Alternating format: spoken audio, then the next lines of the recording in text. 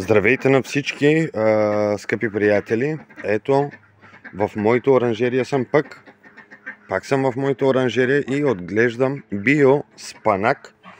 В момента спанака ми е чисто био, ако разбирате от спанак, абсолютно не е пръскан с никакви химии, също така и не е поливан с препарати, с химии и не знам си какво.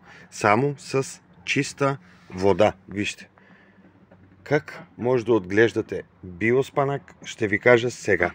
Значи, когато сеете спанака, купувате готов торф от големите бали, ако се сещате, 250 литрови. Отдолу, когато правите лехите, хубаво, когато правите лехите, наръсвате семето отгоре, поливате и отгоре ги покривате с торф, но дебела слой. Вижте, все още от торфа, от дебелия слой се вижда. Първо, няма да имате трева. Второ, както ви казах, няма да имате нужда от пръскане или от амониева или тем подобно. Това е абсолютно био. Вижте, даже може лекичко да са жълти, светли жълти.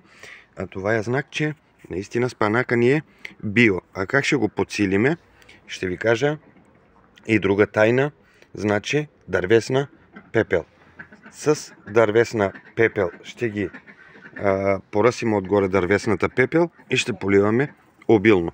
По този начин, вижте, нашия спанак, едно, че ще е био, друго, че ще е по-здраво, по-хубаво и за консумиране, и като цена, когато го продавате, защото вие ще сте сигурни, че 100% е био.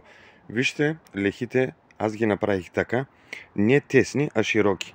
Значи, първите ми две лехи са сяти едновременно. Това е малко по-късен. Вижте, това тук е семе хибрид, а това тук са български семена Матадор. Ето вижте, още 3 лехи имам. Те първа никнат, и най-важното нещо в отглеждането на спанака, никога да не остане на сухо. Остане ли на сухо, т.е. без вода, спанака почва да увяхва. Така че винаги гледайте да е мокро, влажно. Едно, че по-лесно ще покълнат, когато е мокра почвата. Друго, че и по-бърз растеж ще има, защото през деня все още става топло. Нощно време затворете вратите и страничните прозорци. И така. Сега имам само спанак, затова снимам само спанака, така че още ще има видеа. Така че останете с нашия канал Мусти ТВ, също така да се абонирате и да харесвате видеята ми. И ще видите как ще расте абсолютно по био начин нашия спанак. И ще ви кажа и вкуса на биото и на торенето, когато дойде време да ги опитам. Защото тук вече, както виждате, почти е готово. Вижте, ето тези вече скоро време ще бъдат готови. Това е от слънцето пригор, вижте. И е светло, защото, както ви казах, не е поливан с амониева, не е наторен.